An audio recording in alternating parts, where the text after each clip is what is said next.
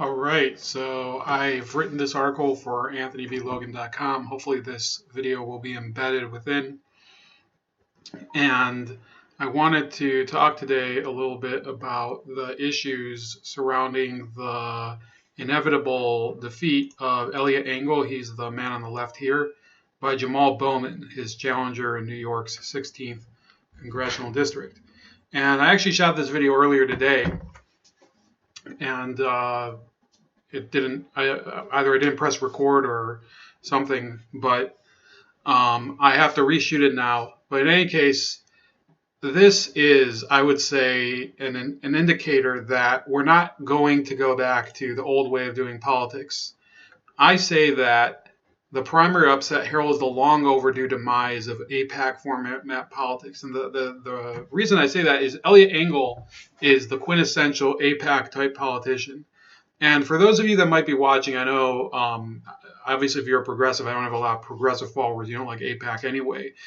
Some of the people who might be conservative may have donated to AIPAC, gone to AIPAC events, been AIPAC supporters for many years, received their mailers, voted according to them. AIPAC as a political force is on its last legs. And those people who say, oh, I vote because I'm an Israel advocate, or I vote because I believe in safety and security, or blah, blah, blah. The majority of voters don't really care about that. And the truth is that if Eliot Engel had focused his time in office on dealing more with the issues of his constituency, which is mainly not Jewish anymore, it could be that he wouldn't have lost this race, but I think that the margin of victory and all of the other events that surrounded the race, they pretty much show that no, he was doomed to fail. He was a very poor representative, and that the type of people that AIPAC promotes as good representatives solely based on their foreign policy agenda are often very hollow and poor politicians. They don't represent the interests of their district. And the idea that AIPAC is trying to preserve what they call the bipartisan support for Israel is it's an antiquated idea. It's an antiquated policy perspective that you need two parties in order to support this.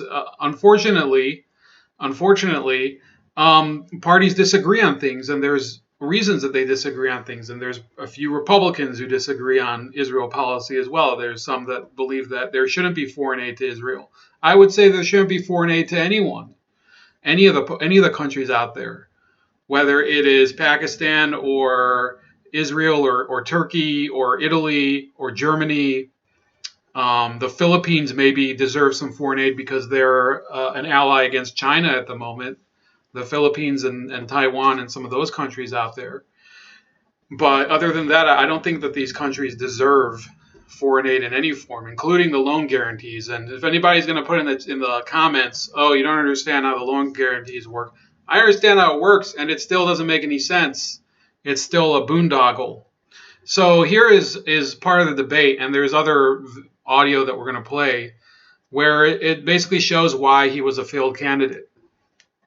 Poverty for decades, and until we deal with institutional racism and poverty seriously, this anger and rage will continue. Congressman Engel, I'll let you respond since he addressed you directly. Well, let me first of all say, ask for just a quick moment of silence for George Floyd. What happened to him did not happen to anybody, and I'm just heartbroken, ashamed, crying. This is not something that any of us should or could ever accept as something that just happens. It is just frightful. And, I think that unfortunately, part of the atmosphere that has been created in this country has been created because of Donald Trump. Because Donald Trump right now should be giving moral authority, should be getting up and trying to calm things down, should be addressing the American people, should be talking to the American people. Where is he?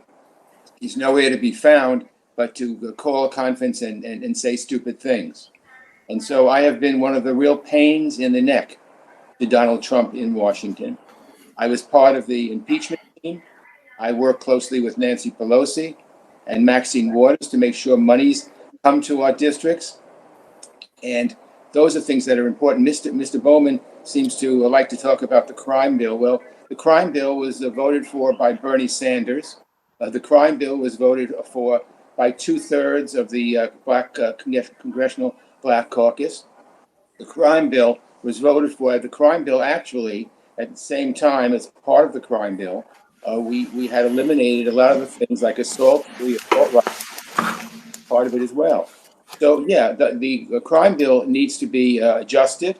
It needs to be changed. We're working on it, and we need to be very careful about it.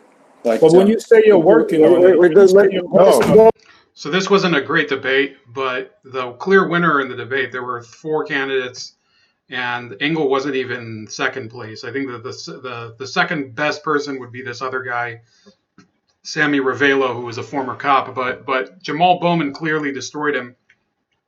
And one of the reasons is that Eliot Engel is an inept politician, because you see there that he actually requested a moment of silence during a debate, which you don't want to do because they give you a certain amount of time to talk. But even though he requested the moment of silence, he didn't even do it. He just kept talking. So it is, I would say, a microcosm of all the other things he did. And it's clear that one of the reasons that people like Eliot Engel have remained in office is because of a dearth in real leadership in America across communities, whether you're talking about the Black community or the Jewish community that Engel comes from. I come from the Jewish community as well, and the Dominican community in New York City. Sammy Ravello, I believe, was Puerto Rican. Certainly seemed a bit impressive to me, but I don't think he was that great. He was clearly an Obama supporter. And I think that the Obama type policies that a lot of liberals embraced 10 years ago are also outdated. So in the course of this election, you see a lot of the dead weight just falling off in terms of some of these career liberal politicians that just aren't extreme enough. So Engel has a majority minority demographic in his district. He comes from, of course, the Bronx from early in his life. Doesn't live there anymore. I believe he lives in Westchester, which is Westchester County, which is the suburban county that's right next to New York City, north of it in the lower Hudson Valley. And part of the district is in the Bronx and the other part is in Westchester County, meaning that if it was only in the Bronx, it would be one of the poorest congressional districts in the country. But because it abuts Westchester, you still have a small kernel of people who do have a substantial amount of money. So it's actually a pretty unequal county. Congressional district. And just to give you an idea of it, the annual median household income is $38,000 in the Bronx, which would be low even where I live, which is Ohio. And the cost of living in Ohio is much lower than it is in New York City. And it's so low in the Bronx that is 37% less than the average of the entire city. And it's $20,000 less than Staten Island, which is the next poorest borough. So if you are living in the Bronx, you're more than likely living in poverty. You have very bad infrastructure.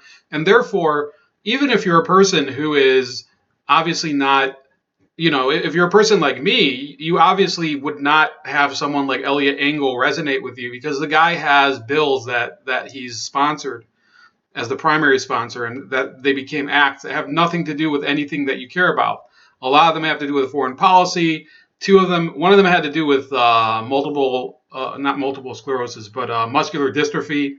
And there was another one about ALS, which is important, of course. And I'm sure that there's plenty of people with those chronic diseases that they obviously need a lot of advocacy in Congress. But the fact is that all the other stuff that he sponsored as the primary sponsor, they were for like renaming post offices and declaring Italian American Heritage Month for the months of October of 1989 and October 1993.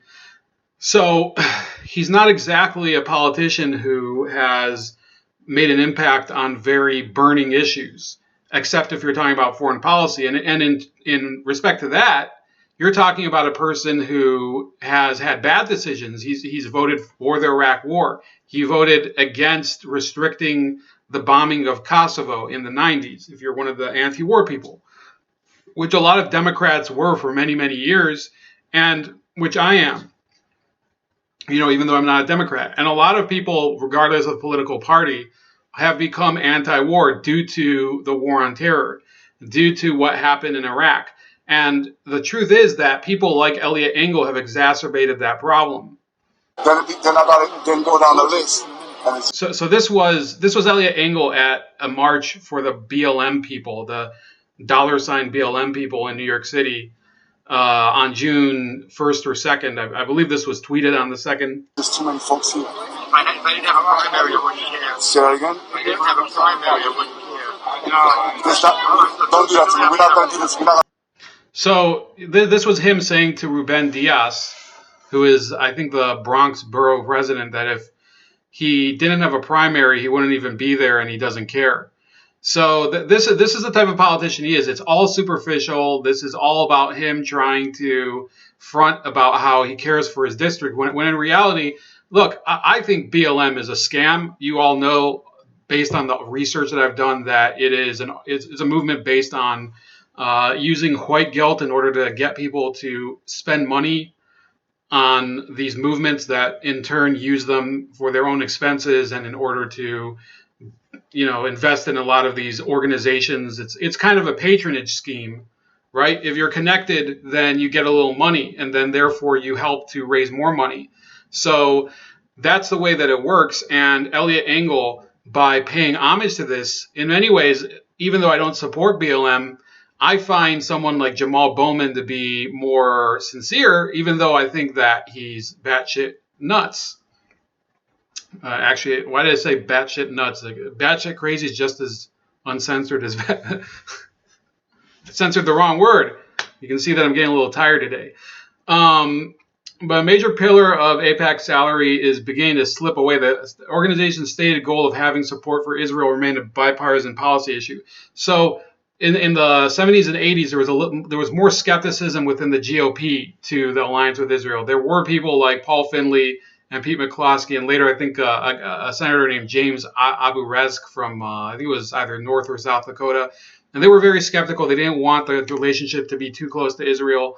They did have like a moral objection to the Israeli government and the war in Lebanon at the time, which was the 80s, as well as a number of entanglements that they felt that the Israeli government would put them in. Abu Rezk, I believe, was himself of partial Lebanese descent. And there were other people like Justin Amash that also later were, I would say, the kind of GOP skeptics for it, but none as fierce as Finley and McCloskey. But they were primaried out in the 80s or defeated in the 80s by Democratic or Republican opponents. And therefore, the GOP is largely a pro-Israel party for what it's worth. Whether you support that or not, if you're in the GOP, it's more than likely that you are on the Israeli side of the Israeli-Palestinian conflict. If you're on the Democrats, it can go either way. Some Democrats, like Barbara Lee, are more critical of Israel. Barbara Lee and Hank Johnson and some of the other black congressmen, Danny K. Davis, a lot of the ones that are connected to Louis Farrakhan, Keith Ellison, the current Attorney General of Minnesota, who is a practicing Sunni Muslim, as well as Andre Carson of Indiana, who also happens to be a practicing Muslim. And, that's just the way it is. If people are of the Muslim faith in your district and they have significant voting power, they can vote a Muslim into office just as much as if there's a large Catholic community in a certain area or a large Jewish community or whatever, Buddhist, Hindu, or whatever. So while you can disagree with what they want, the fact is that you do have some members of Congress from the Democratic Party that are fiercely critical of Israel, more so in the last cycle when Rashida Tlaib, Alexandria Ocasio-Cortez, and what's the other lady's name? Ilhan Omar got elected. And all of those are very, very critical of Israel. And therefore, AIPAC has seen their influence diminish because a lot of the times people have said, we need to support AIPAC because Get this, they say, well, AIPAC can get candidates into office that will continue to have Congress be on a bipartisan basis supporting Israel. Well, when you have candidates like Ocasio-Cortez, like Jamaal Bowman, like Ilhan Omar, winning primaries against pro-AIPAC politicians, that shows that the pro-Israel organization, which is not a super PAC, let me be clear about that. They're more a group that issues endorsements. They don't directly donate to politicians.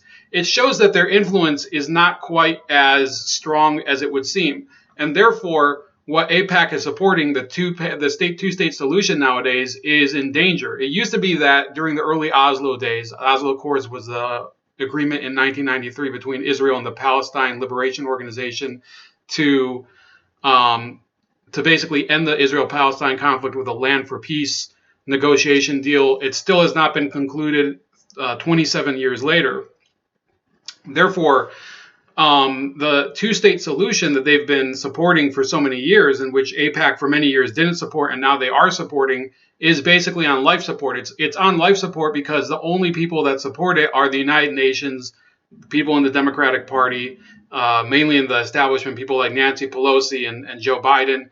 They support it. The Trump administration was willing to support it for the first term of his time in office. And because the Palestinians were not very receptive of the deal of the century and other Trump administration initiatives to restart the peace process, basically at a certain point, Benjamin Netanyahu, the prime minister of Israel, decided, hey, we're going to give up on this. We're going to annex part of the West Bank. You can see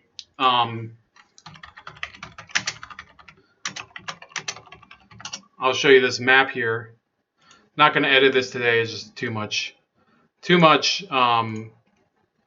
Hold on. I just press maps again. We need images. Here we go.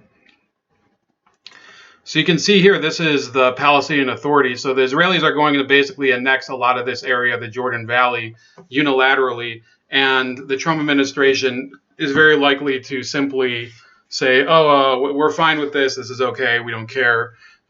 This is actually something we'll support. Now, the Democrats are saying, no, we still believe in the two-state solution. So while the Palestinians don't believe in the two-state solution anymore because they've rejected the negotiations, they've also said that they're planning to probably get rid of the security cooperation, all that stuff.